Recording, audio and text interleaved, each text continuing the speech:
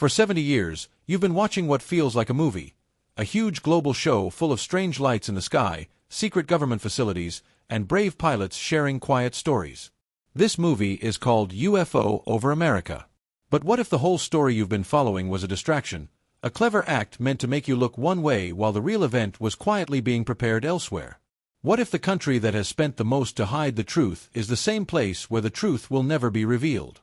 In her final, most urgent sessions, Dolores Cannon was given the script for the last act of this planetary drama. She was told that the grand finale, the moment of open contact, would not happen on the stage we've all been watching. It would take place in a single country, not chosen for its military strength, but for its ancient spiritual frequency. Today, we are not here to review the old story. We are here to reveal the script for the final scene. We will identify the one nation chosen to act as a bridge between worlds and explain the metaphysical reason behind it. The curtain is about to rise. You need to know where to look for the first contact. To understand that, we must first see how we have been deliberately misdirected.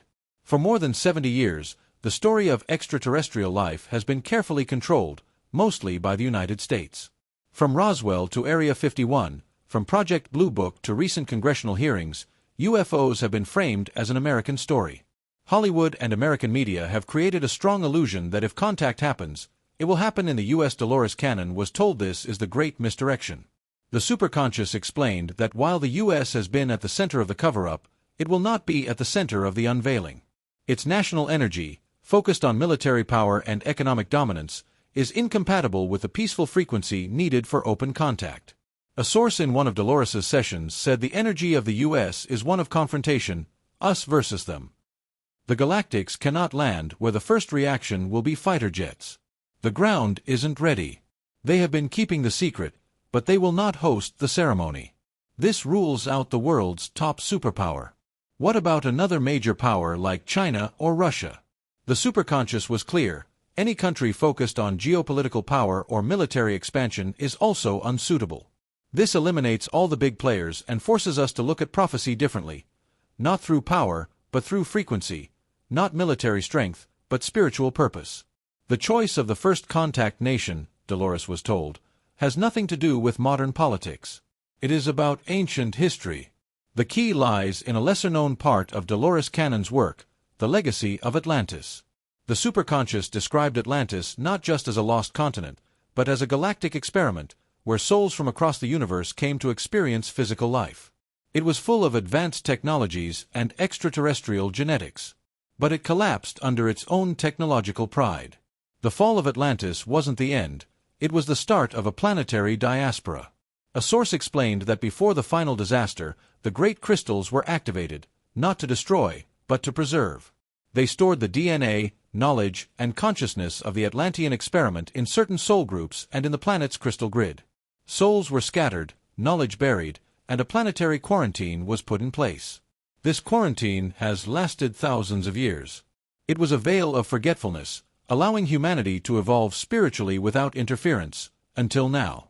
The Great Awakening, the shift, and the event all describe the same thing: the lifting of the quarantine and the first official contact.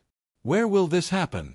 The superconscious explained that it would be at a primary exit point of the Atlantean diaspora, a place where the ancient energy is still strong, where the land remembers our galactic origins. Dolores cross-referenced hundreds of sessions, and one region kept appearing, a land that would become a modern nation. The evidence forms a clear pattern. Clue 1, the Andes. A high priest group from Atlantis, carrying sacred knowledge, was guided to the great mountains where the energy of the serpent sleeps, the Andes and the planet's Kundalini energy. Clue 2, purity of the land. The group chose a sparsely populated, energetically pure place, where new frequencies could take root. Clue 3, connection to the stars. The chosen location had a portal to the cosmos. Ancient sites like Machu Picchu and the Nazca Lines were energetic markers to maintain a link with the galactic family. Clue 4, physical evidence. The land itself shows proof. The precise stonework of Sacsayhuaman and Puma Punku could not be replicated even with today's technology. These are energetic fingerprints left by Atlantean survivors, hidden advanced knowledge. When Dolores synthesized all this, one country consistently matched all criteria. In a pivotal session, she asked, Where will the first ships land so people know it is real? The answer surprised many: Peru. The source explained, Peru's energy is right. The land holds the memory of Atlantis and the Lemurian heart. It is a bridge. The ships will not land in a capital city, they will appear over the sacred valley. It will be unmistakable. It will not feel like an invasion, but like a homecoming, a family reunion for waiting souls. Peru was chosen for a profound metaphysical reason. It is home to one of the planet's main lost sanctuaries and a major node in the Lemurian heart grid.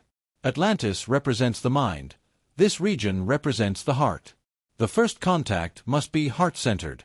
Historical lineage is direct. The Incan civilization is a descendant of the Atlantean priest class. Their advanced knowledge was remembered, not developed. The return of the Galactics completes the circle. The national frequency is suitable. Peru is not militarily aggressive, not a nuclear power, and not seeking global dominance. Its energy is neutral, a safe harbor for this event. This will be a domino event, the moment denial becomes impossible. Millions will witness it, recording it on their phones. Ships of light will hold a silent, peaceful vigil over sacred sites. Governments and media will try to control the narrative, but it will be too late. The truth will be undeniable. What happens after? The immediate aftermath will be energetically intense. It will test humanity on a global scale. The superconscious offered guidance for individuals, a simple 3-part protocol for the first 100 days after contact. Rule 1. Disconnect from the fear broadcast. Ignore the media and fear-based messaging. Guidance comes from within.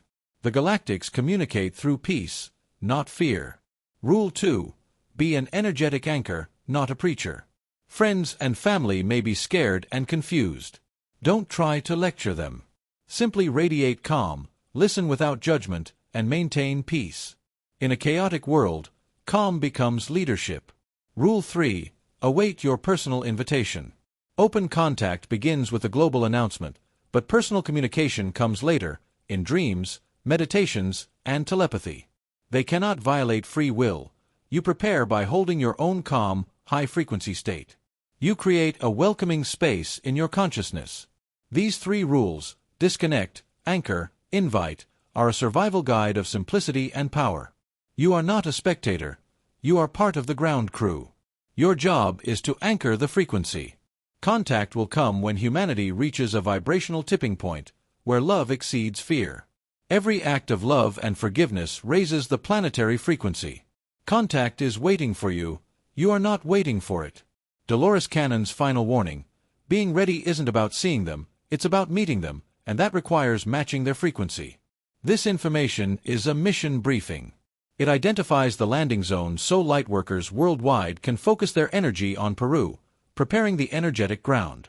The question isn't what you'll do when you see the ships, it's what you do now to help them arrive. Your first act is to join the ground crew, becoming a beacon in the global welcome network. In the comments, declare your participation and location, not your city, but your country or region. Begin with Grid Online. For example, Grid Online anchoring the welcome frequency from Australia, or Grid Online, the heart of Europe is ready. Let's show the Galactics and ourselves the global network of light that is already here. The great work begins now.